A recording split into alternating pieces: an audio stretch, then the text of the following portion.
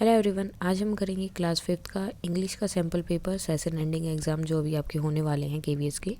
वो पेपर जो आपका किस किस टाइप का रहेगा और कॉम्पिटेंसीज कौन सी हैं। फर्स्ट ऑफ ऑल रीडिंग रहेगी, एक पैराग्राफ दिया जाएगा, उसमें से आपको आंसर्स देने हैं 5 मार्क्स का। देन टेक्सचुअल क्वेश्चंस यानी कि जो आपकी टेक्स्ट बुक से रिलेटेड क्वेश्चन, देन ग्रामर का पोर्शन 10 मार्क्स का, vocabulary 5 marks, spelling 5 marks, hand writing 5 marks and creative writing is also for 5 marks.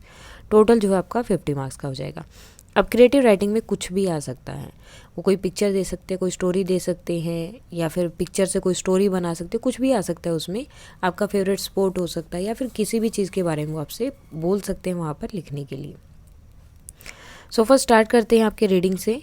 यहाँ पर ये इन्फॉर्मेशन दी गई है, given in newspaper, answer the following question. इसको देखकर आपको आंसर देना है।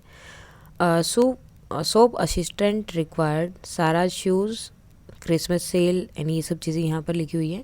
We are looking for a shop assistant for our shoe shop in Kothi, should work on Friday, Saturday and Sunday from 9 AM to 5 PM in December, must have work experience भी होना चाहिए, and they apply call like this and ask for tom as 50 rupees per hour. Means जैसे आप काम करेंगे उसके according मतलब इन्हें एक असिस्टेंट चाहिए। अब इससे रिलेटेड इन्होंने क्वेश्चन पूछा, the job requirement is in the shop dealing with, तो किसके लिए डील कर रहे हैं वो, फुटवेयर्स के लिए, शूज़ की शॉप है। नेक्स्ट है the person must have work for, अब कितने घंटे उन्हें काम करना होगा, तो यहाँ पर देखो कितना था 9 to 5, कितना हो जाएगा 8 hours. The person need note work on, तो उसे किस दिन काम नहीं करना है। उन्हें देखो फ्राइडे, सैटरडे एंड संडे काम करना है, मंडे को उन्हें काम नहीं करना है। You are interested in this job, who would you do और वट वुड यू डू। अगर आप इस जॉब में इंटरेस्टेड है तो आपको क्या करना है, कॉल करना है, नंबर उन्होंने वहाँ पर दिया था already. The primary purpose of the information is, अब इंफॉर्मेशन जो उन्होंने वहाँ पर लगाई थी उसका मेन पर्पज़ क्या था, तो क्या था, एम्प्लॉयमेंट। उन्हें जो है क्या करना था, किसी को हायर करना था, इसलिए उन्होंने इसे लगाया था। नाउ नेक्स्ट क्वेश्चन है, why did the Ningthou select Sanatombi as the future ruler of the Kangleipak. उन्होंने जो है सांतोम्बी को क्यों जो है as a future ruler select किया था, बिकॉज क्योंकि जितने भी उनके सन से his son understood the pain of the tree. अब जब वो जा रहे थे तो वो ट्री किसी ने भी उसको नहीं देखा, तोड़ दिया या जो भी है उसमें भाला चलाया या लगा दिया। किसी ने भी उसके पेन जो हो रहा था ट्री को उसको फील नहीं किया, जबकि सांतोम्बी ने क्या किया, उस ट्री के पेन को फील किया, जैसे कि लोगों के, एनिमल्स के या बर्ड्स के पेन होता है उसी तरह से।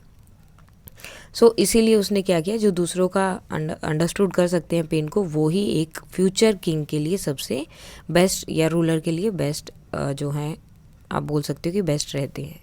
नेक्स्ट है, how do you know that Gulliver was a learned man. अब आपको कैसे पता चला कि वो जो है लर्नड मैन था। जब वो स्पीक मीन्स बातें करता है फार्मर से इन 7 different languages. When he tried to speak to a farmer, to the farmer in 7 languages.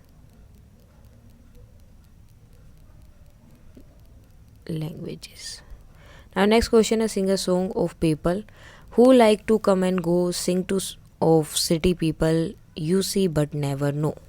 What does that poet mean in these lines? इस लाइन में जो है पोएट क्या जो है एक्सप्लेन करना चाहता है।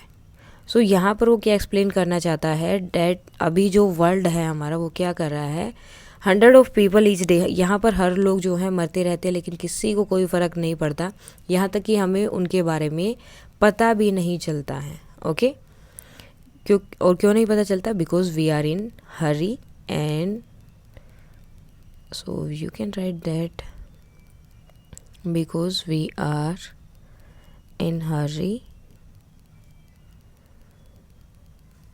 that we don't even notice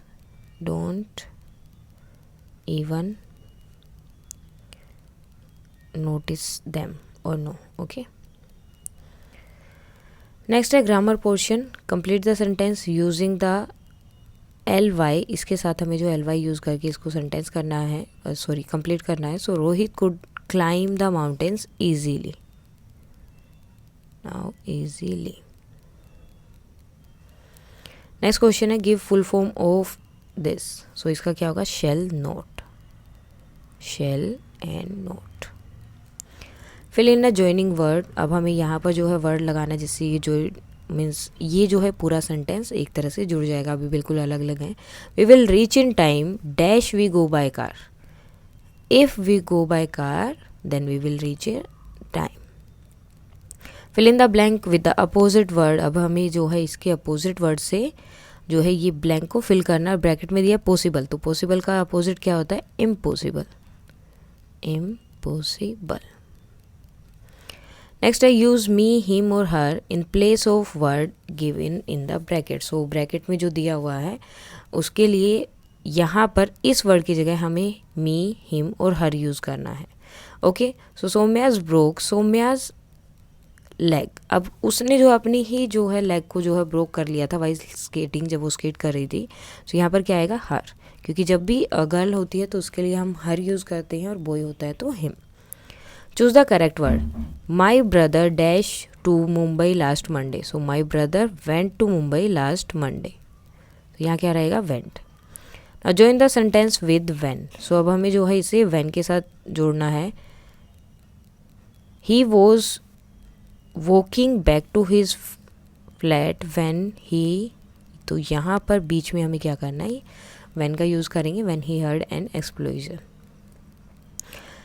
right the correct word form of the word given in the bracket. इसका जो हमें बड़ा मीन्स करेक्ट फॉर्म लिखना है। सो एन एलिफेंट इज़ बिगर। जहाँ भी देन आता है सो वहाँ पर हमें क्या करना होता है, बिगर, ER वाले जो वर्ड्स होते हैं वो यूज़ करने होते हैं।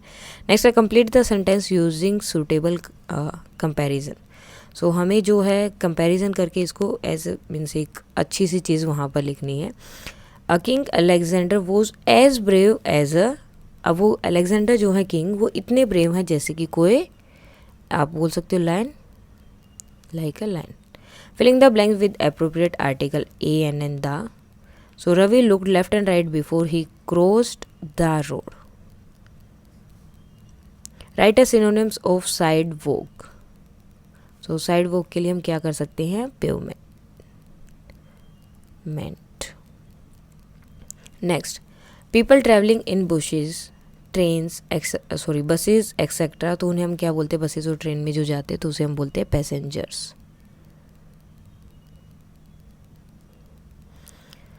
नेक्स्ट है अपोजिट ऑफ लैंड। लैंड का अपोजिट क्या होगा, बोरो। Complete the proverb.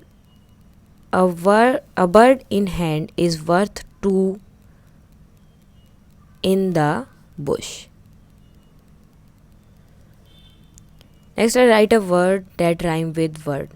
जो इसके साथ जो है राइम करेगा वो वर्ड आपको बताना है। सो क्या होगा, वर्ड का हार्ट, या कुछ भी वर्ड आप ले सकते हो यहाँ पर जो इसकी तरह राइमिंग वर्ड हो।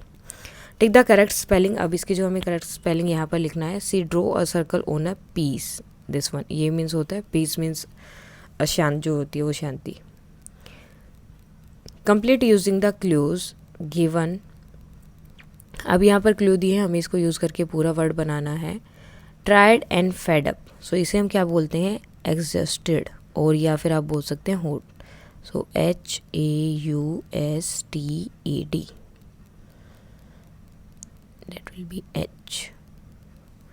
नाउ अब यहाँ पर जो है जंबल वर्ड दिए हैं जिन्हें हमें ठीक करके एक वर्ड बनाना है, that will be might. Next, read the given clues and find the suitable word for the maze. अब वोटर एनिमल। अब वोटर एनिमल कौन सा है यहाँ पर, so this one, prawn,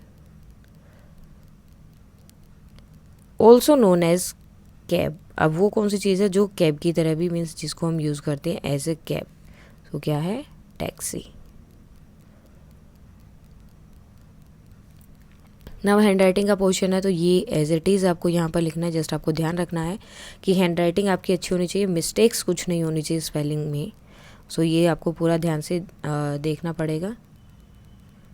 then उसके बाद है यहाँ पर आपको पिक्चर्स दी हैं 1 2 3 4 5 6 पिक्चर्स हैं। आपको क्या करना है, the girl in the picture is Tina. ये लड़की जो इसका नाम है टीना।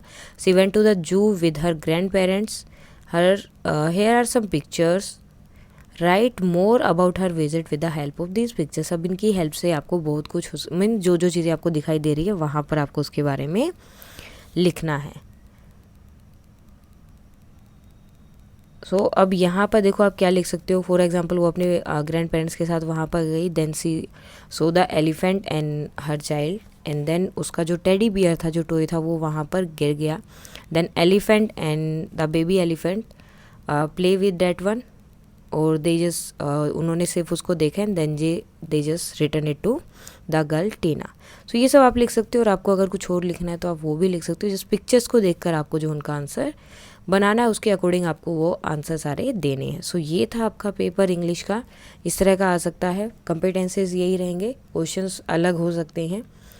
सो अगर इसमें कोई डाउट है तो आप कमेंट करके बता सकते हैं। That's all for today and please like share and subscribe. Thank you.